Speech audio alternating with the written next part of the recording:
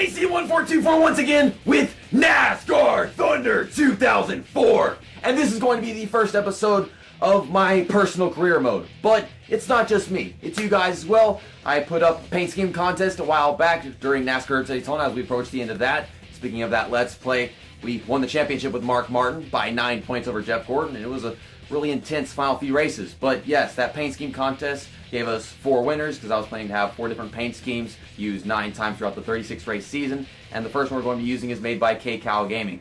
And we're driving the number 53 Advanced Auto Parts Ford. And I think throughout the other seasons I'm going to go from Ford to Chevy, Dodge. If we go for a 4th season, then Pontiac will be in there somewhere. I really wanted to do this in 3 seasons like What If Racing did, because What If Racing senpai, and I look up to him, and I can do it. I can be the What If Racing. We don't pull that N2SE for our shit where it takes us 4 seasons to win a championship. We're going to spend most of our season struggling to finish 35th or better in every race, just a little bit, and we're going to stick with this main sponsor just so I don't have any struggles after like race 9 whenever they drop the sponsor for the 9 race contract that it is. So, yeah, let's go to Daytona. And first off, they've got the Gatorade duels. I'll go do qualifying and probably start in last place because this car is going to be so slow. 51.26, last place. So yeah, that was a good assumption. Green flag's out for 5 laps. We're going to speed right through this. Try not to lose too many positions. I'm trying to get into this as fast as possible and not make a long freaking video explaining everything that's going on. And most people kind of try to over-explain things, I guess, but I'm going to try to hold back on that today. We'll just go looking at our contract expectations and everything once we've done with the race and see how we're doing. Got sparks flying up ahead as soon as the race freaking starts. I'm going to stay in Jamie McMurray's draft. We're going to slingshot past him eventually. At least I hope we do. We don't pull that N2SE for our shit where it takes us 4 seasons to win a championship.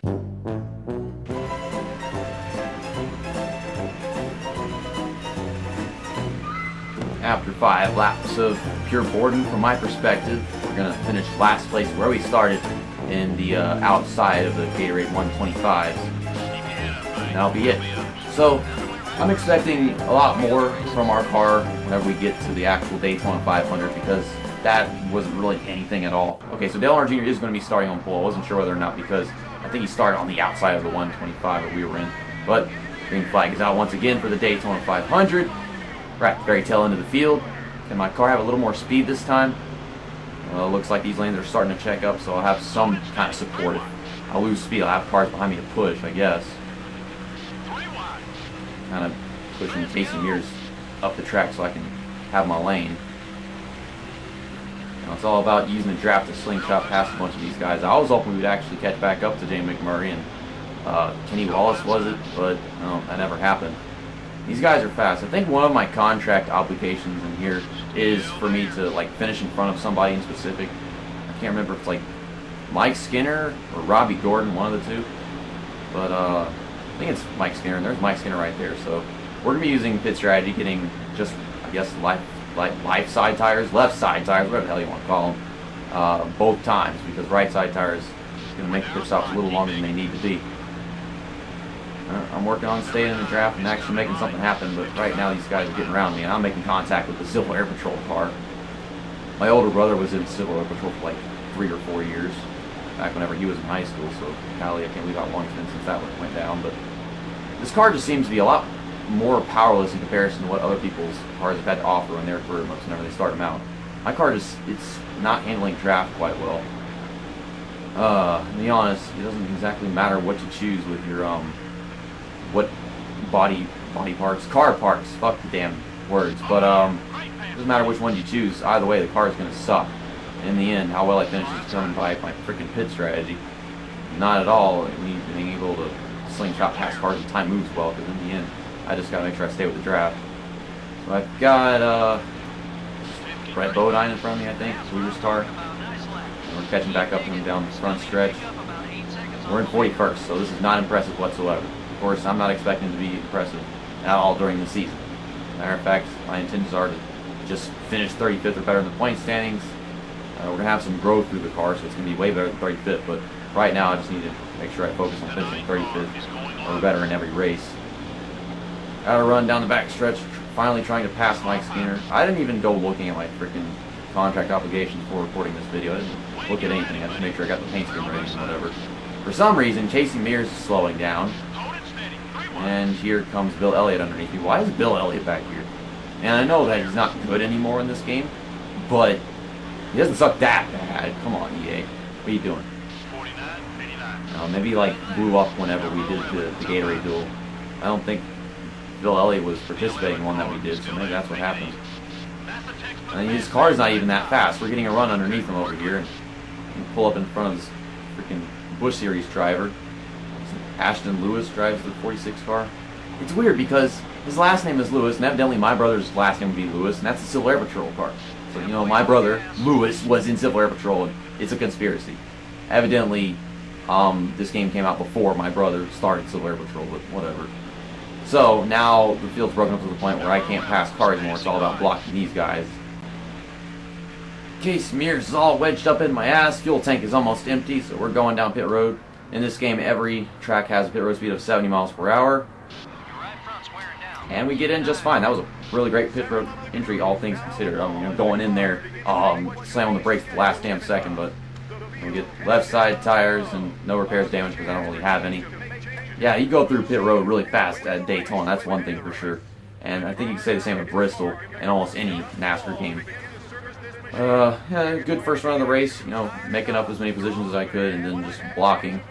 You get back on the track and probably have gained like maybe at most 4 positions, considering taking 2 tires is not going to do that much for you.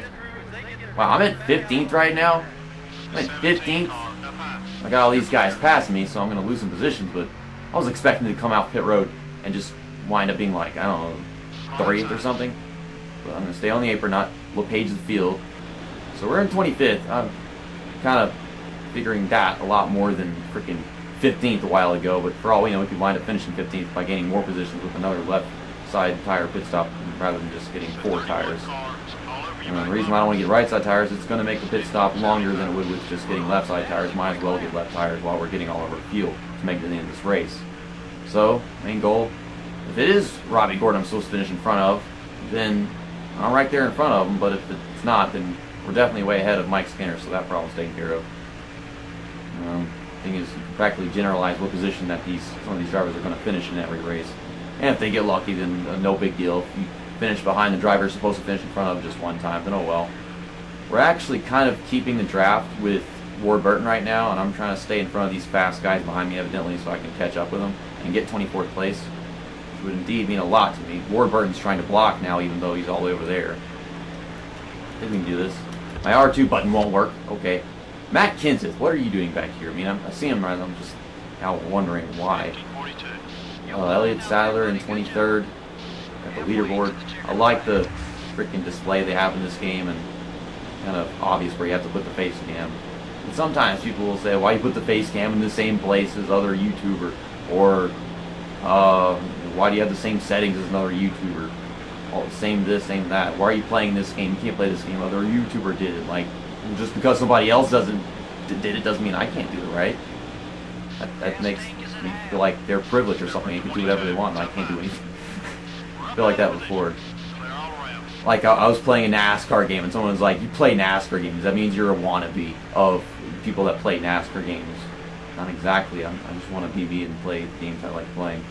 Gonna head down pit road for the second and last time of the race. I'll try not to burn my tires as I go in this time, because last time that really doesn't help me out for the majority of the race. There we go. So pretty good pit road entry. My car's just carving off to pit stalls. We're getting ready to crash into people who were taking their pit stops. We get left side tires again. No repairing of damage. And actually I had time to press the done button this time. Also, I saw Bobby Labonte's in his Jurassic Park car. I like Bobby Labonte's paint scheme in this game. Even though most of them are all like the same freaking lime green shade and whatever. I still like a lot of his paint schemes alone. What is taking so long? Maybe it was the fuel. I mean, we stopped putting the tires on and they were still sitting there. I'm guessing it was just for fuel though. Are we going to lose positions with this pit stop despite getting left side tires? That can't be. Here we come off turn 4. The white flag is waving for us. Not really. Once they wave the white flag, they don't go waving it again. They go waving the checker flag when the leader comes back around. And speaking of the leader, he's going off turn 4 and he's going to win the race. Looks like he's all by himself unless there's some other cars around him that I don't know about. I've just been blocking Matt Kinsey, Lord Burton, and Greg Biffle, Terry Labonte, so many other freaking drivers that have just caught up because I'm such a slow piece of crap car. Or I'm driving one. I'm not a slow piece of crap car. Maybe I am. You can check my bumper, the prostate exam, and you'll find out how much of a car I actually am. Okay, so 23rd place for the first race of the season at Daytona International Speedway with the pit strategy and whatnot. That is great. I just can't believe we went to the freaking Gatorade Duel, and I went in there and just finished dead last. I lost the field as soon as the freaking race started. That was embarrassing, but this is a great comeback from that. Good start of the season, so automatically reaching our expectations with our contract. And I kept this car in perfect condition all race long, not a single scratch. Dale Earnhardt Jr. won the Daytona 500 in my Let's Play. I don't know if anybody else happened that, but that's great. There weren't very many lead changes. Yeah. Dale Earnhardt Jr. dominated. That makes sense as well. Okay, so previous bank $60K, and after finishing 23rd, I have $462,000. So I guess it means I need to get to like getting all the upgrades, like the shop editions, not just repairing stuff, because I think that's more than enough money to get both the things that I need in that situation. I want to spend the least amount of money as possible at the same time. These are the sponsor expectations I was talking about at the beginning of the video. I was going to show you guys. Obviously, you see the sponsors, but the expectations for Advanced Auto Parts: just finish 35th place in every single race, or better, of course. And we did, 23rd. And at the same time, it's not like an average finish in 35th place, where if it's okay that you finish below 35th place. It's just if you keep doing that and drop below on your average, that's where they start taking out happiness. It's hard to come back from an average below what they have expectations for, but I think I'll be able to finish in 35th or better in almost every race in the season. We should be fine with them. Qualifying 40th place. I started last, but that's probably not going to happen at very many tracks, to be honest, so we should be able to keep traps as well. I like being able to see this word already and cost my butt full.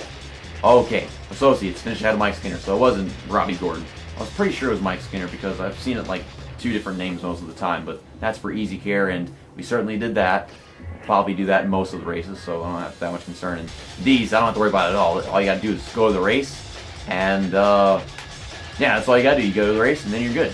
Go into shop editions, and actually I should go into the freaking garage and take care of this equipment first, because I want to use the other equipment for North Carolina. I want this repaired so that we have good equipment whenever we go to, I think Atlanta it is, for the 4th race of the season. Let me see how much it would cost to get 2 races done on this. Wow, that's not even 100K, to be honest. I don't think I should do that one every freaking one. Maybe we should overhaul all 3 of these just to get progress done on all of our car parts immediately, and then just wait until we build up enough money to go in for shop editions. Maybe that's the smartest thing to do, but yeah, that's what we're going to do. We're going to overhaul all 3 of them. We're going to have more money than we started the freaking career mode with, to be honest, even after overhauling all 3 of these things. You know, we went from the chassis to engines, and then we got body afterwards, but we'll go in here. And yeah, that's quite the upgrade on durability. So durability means it's more likely to wear down less or something. Will stay in shape better. I have no idea what exactly durability will do for me. I know power and efficiency easily, but whatever. And we'll do that for 2 races. I accidentally pressed down. I didn't want to just yet, but now that's more money than what we had to pay for chassis, but we can afford that as well. And let's get out of here, go to bodies, and we'll do that for this. It should be cheaper because it's just a body. And I'm correct, it's actually the lowest one, 98K. And I guess this will leave us with like 160, 170 something dollars. Thanks for watching the first episode of my career mode. This is a long adventure. We're not really going to have any breaks. I mean, once we finish one season, right after that, the next season's going to begin. And the same will go for the Let's Play that I'm going to start tomorrow between those games. I haven't even opened them yet, but it's still going to be a surprise. I'm not going to show it on camera. See you next time. That's that, and episode over.